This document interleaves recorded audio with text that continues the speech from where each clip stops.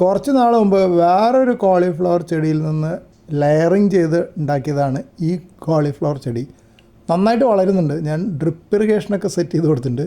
തൊട്ടടുത്ത് കാണുന്നതാണ് അതിൻ്റെ ഒറിജിനൽ ചെടി. നല്ല പൊക്കത്തിൽ വളർന്നുണ്ട്. സാധാരണ കോളിഫ്ലവർ ഇങ്ങനെ തണ്ടൊന്നും കാണാറില്ല, താഴെ തന്നെ ഇലകളുണ്ടാവും.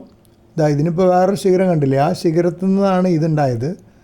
ഇതിപ്പോൾ ഇങ്ങനെ വളരുക എന്നല്ലാണ്ട് പ്രത്യേകിച്ച് ഗുണമൊന്നും കാണുന്നില്ല. അതിങ്ങനെ കാലം കുറേ ഇവിടെ ഉണ്ടായിട്ട്.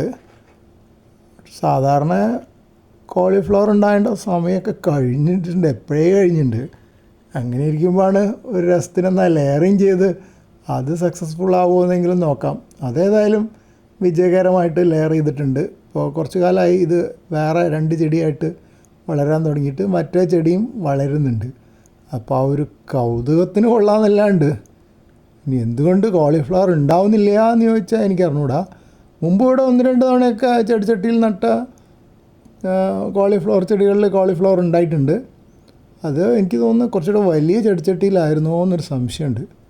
പക്ഷേ ഇതിപ്പോൾ ചെറിയ ചെടിച്ചട്ടിയാണെന്ന് വിചാരിച്ച് വളർച്ചക്കുറവൊന്നുമില്ല, വളർച്ച നല്ല ഉഷാറായിട്ട് വളരുന്നുണ്ട്. പക്ഷേ മറ്റു ചെടികൾക്കൊക്കെ ഉള്ള പോലെ തന്നെ ഫലങ്ങളില്ല.